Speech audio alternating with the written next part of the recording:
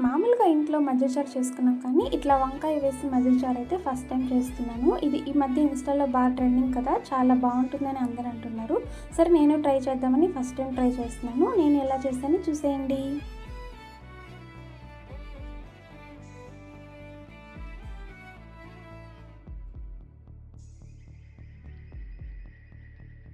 కనులకు తెలియని కలలను కంటున్నా, ఇది వరకెరుగని ఉదయము చూస్తున్నా, మంచు మీద